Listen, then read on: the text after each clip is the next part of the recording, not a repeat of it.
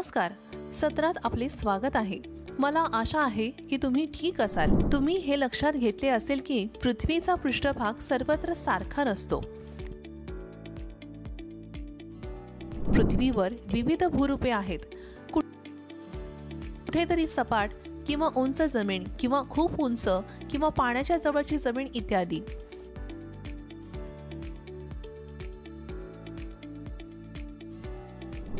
आपले राष्ट्रगीत जन गण मन देखील आपल्या देशाच्या वैभवाचे वर्णन करते। ते रवींद्रनाथ टागोर यांनी लिहिले होते।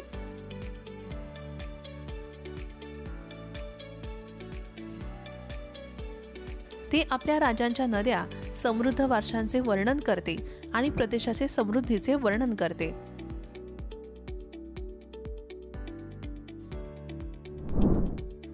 आपण जिथे राहतो त्या सर्व ठिकाणी एकसारखे भूरूप नसतात। ती उंचावर सपाट जमिनीपर्यंत अगदी दऱ्यांमध्ये ही बदलू शकतात।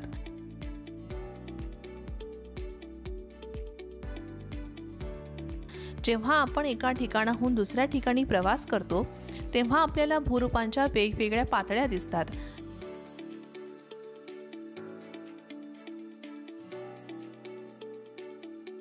या वेगवेगळ्या प्राकृतिक स्वरूपांना भूरूपे म्हणतात।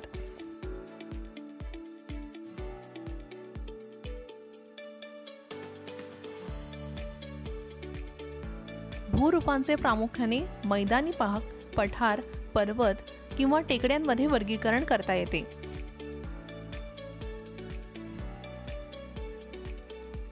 या प्रमुख भूरूपांमध्ये अनेक सूक्ष्म भूरूपे असू शकतात। भूरूपांची उंची सरासरी समुद्र सपाटीपासून MSL मोजली जाते।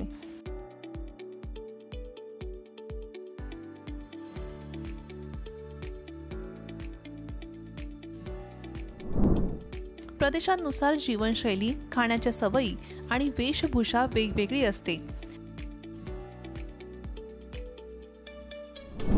तर या सत्रात तुम्ही इयत्ता 6वी सामाजिक अभ्यासातील भूरूपांविषयी शिकाल।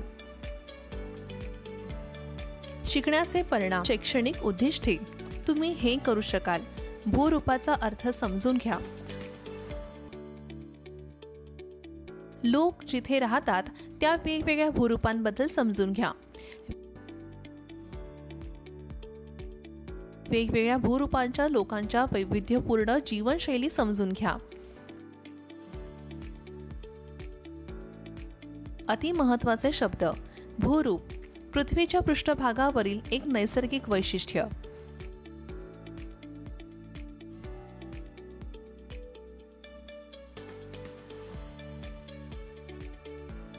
उंचावलेला, उंचावलेला विशेषतः जमिनीपासून किंवा सामान्य पातळीपेक्षा जास्त।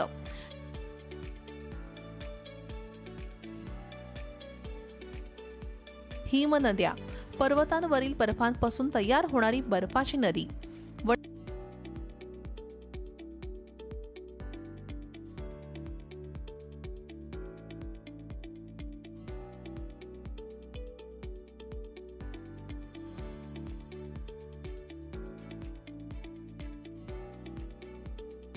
वनस्पती, एका विशिष्ट प्रदेशात किंवा काळात उपस्थित असलेल्या सर्व वनस्पती।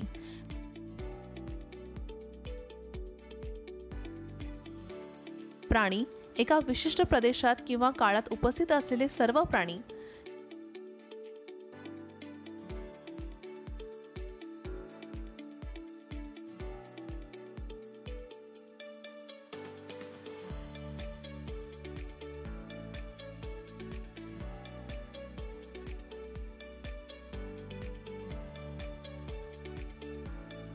संकल्पना नकाशा तपासा। चला आपण प्रमुख भूरूपे आणि त्यांची वैशिष्ट्ये समजून घेऊया। पर्वत, पर्वत हा पृथ्वीच्या पृष्ठभागाचा एक नैसर्गिक उच्च दर्जाचा भाग आहे। पर्वतांचे शिखर लहान आणि पाया रुंद असू शकतो। ते आजूबाजूच्या परिसरापेक्षा बरेच उंच आहे। काही पर्वत ढगांपेक्षाही उंच आहेत.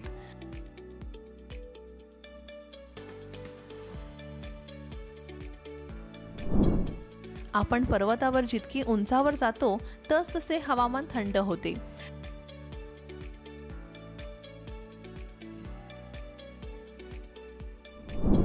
काही पर्वतांमध्ये बर्फाच्या कायमस्वरूपी गोठलेल्या नद्या असतात. त्यांना हिमनदी म्हणतात.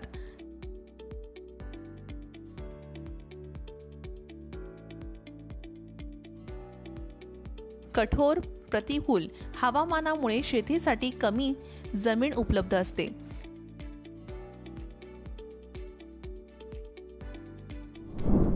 एका सरळ रेषेत असलेल्या पर्वतांना पर्वत रांगा म्हणतात.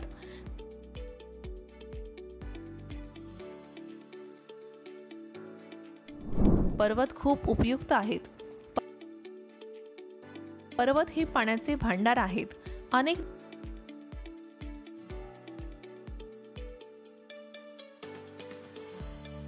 नद्या पर्वतांमधील हिमनद्यांपासून उगम पावतात.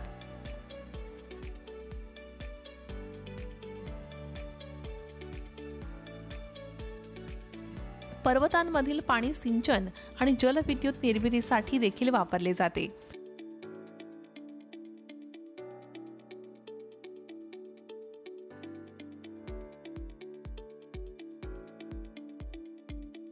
पर्वतांमध्ये समृद्ध विविधता असलेल्या वनस्पती आणि प्राणी आहेत.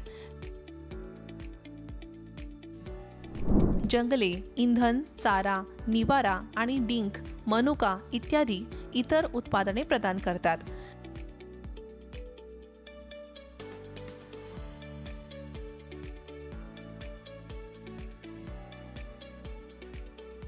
भारतात हिमालयासारख्या अनेक मोठ्या पर्वतरांगा आहेत.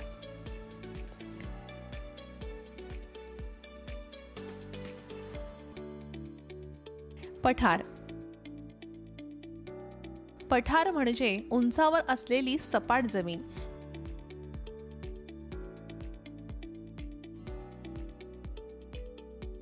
ती सभोवतालच्या क्षेत्रावर वर उभी असलेली सपाट पृष्ठभाग असलेली जमीन असते.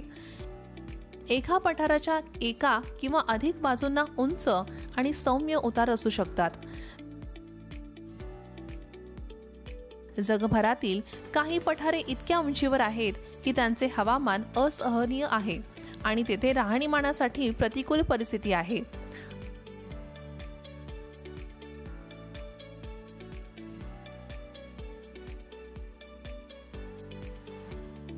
अनेक पठारे कमी उंचीवर अधिक अनुकूल परिस्थिती प्रदान करतात.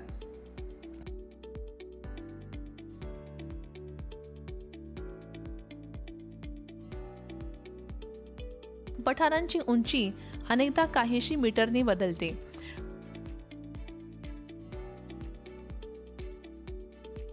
भारतातील दख्खनचे पठार हे सर्वात जुने आहे आणि ते ज्वालामुखीपासून उत्पन्न झाले आहे.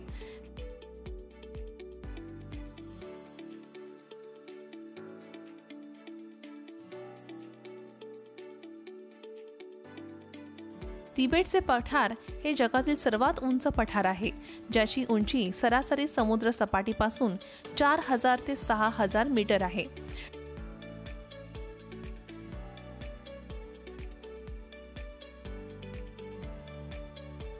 साधारणपणे पठारे खनिज साठ्यांसाठी समृद्ध असतात. परिणामी अनेक खाण क्षेत्रे पठारावर असतात.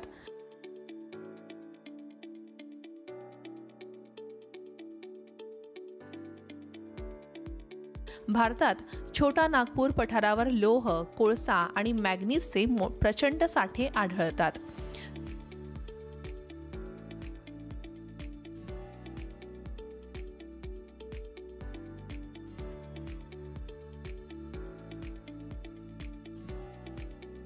चुनखडी, मॅग्नीज, अभ्रक,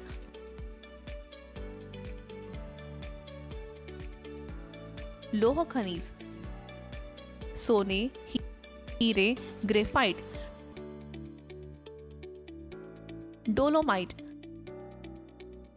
गारगोटी, स्फटिक आणि सिलिका वाळू ही पठारांमध्ये उपलब्ध असलेली खनिजे आहेत.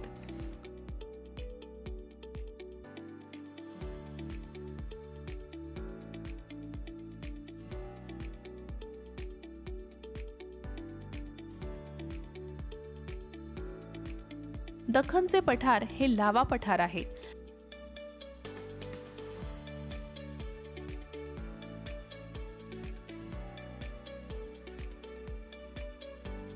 लावा पठार काळ्या मातीने समृद्ध आहे, जे सुपीक आहे आणि कापसाच्या लागवडीसाठी चांगले आहे.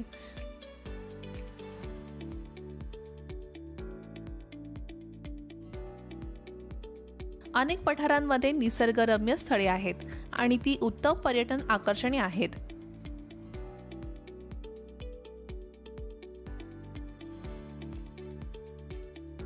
मैदाने. मैदान किंवा सपाट प्रदेश म्हणजे सपाट जमिनीचे मोठे भाग, पट्टा. ती साधारणपणे समुद्र सपाटीपासून 200 मीटरपेक्षा जास्त उंचीवर नसतात. बहुतेक मैदाने प्रामुख्याने नद्या आणि त्यांच्या उपनद्यांनी बनलेली आहेत.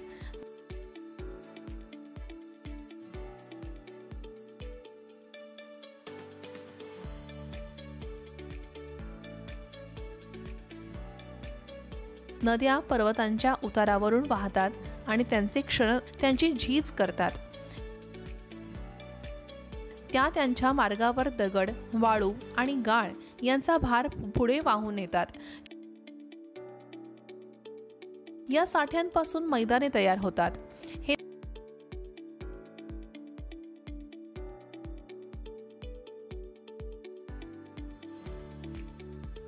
दाट लोकवस्तीचे क्षेत्र आहे आणि सुपीक मातीमुळे मैदाने अत्यंत उत्पादक आहेत.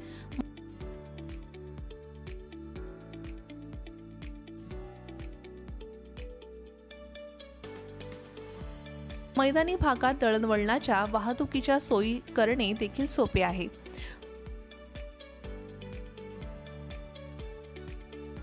मैदाने मानवी वस्तीसाठी सर्वात योग्य क्षेत्रे आहेत, कारण या सपाट जमिनी घरे बांधण्यासाठी तसेच शेतीसाठी योग्य आहेत.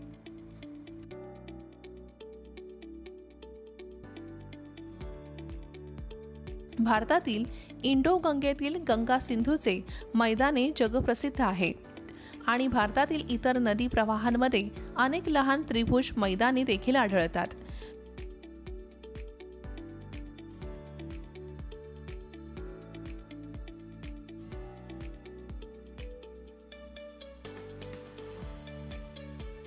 सुपीक मातीमुळे जमीन लागवडीसाठी अत्यंत उत्पादक आहे.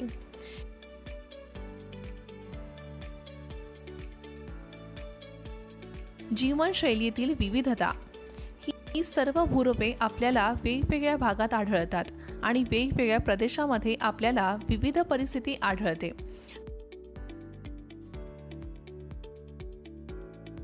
भौतिक, प्रादेशिक आणि हवामान वैशिष्ट्ये प्रदेशाच्या आर्थिक क्रियाकलापांचे निर्धारण, गतिविधी, उपजीविका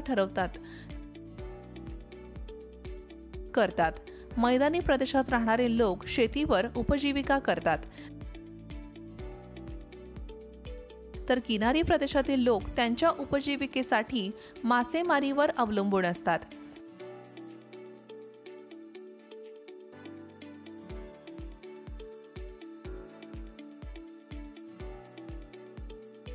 मैदानी प्रदेशात टोपल्या विणणे, मासेमारी, डुक्कर पालन, कुक्कुटपालन आणि भात गिरण्यांमध्ये काम करणे इत्यादी गैरशेती व्यवसाय आहेत. तर पठारी प्रदेशात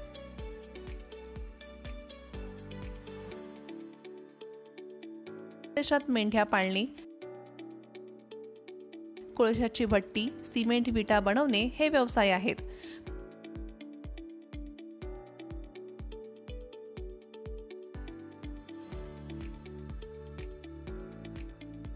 पर्वतीय प्रदेशात प्राण्यांचे संगोपन आणि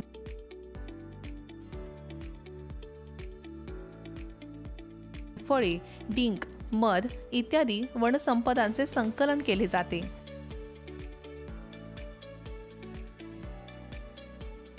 कॉफी आणि चहाच्या लागवडीसाठी अनुकूल हवामानामुळे डोंगराळ प्रदेशातील त्या व्यवसायांना मदत मिळते.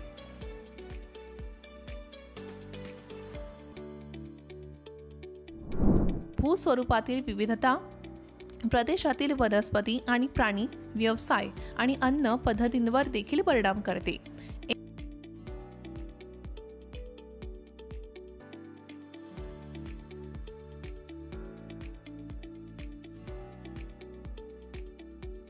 एखाद्या ठिकाणची वनस्पती आणि प्राणी संपत्ती त्या प्रदेशातील नैसर्गिक अधिवास आणि हवामानावर अवलंबून असते.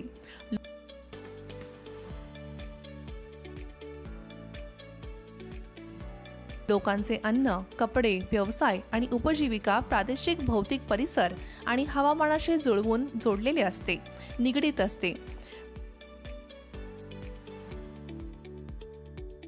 म्हणून मला आशा आहे की पर्वत, पठार आणि मैदाने यांचा शोध घेण्याचे हे सत्र तुम्हाला ते पाणी, खनिजे आणि सुपीक जमीन कशी प्रदान करतात आणि वेगवेगळ्या प्रदेशात लोक वेगवेगळ्या जीवनशैलीचे पालन कसे करतात हे पाहण्यास मदत करेल.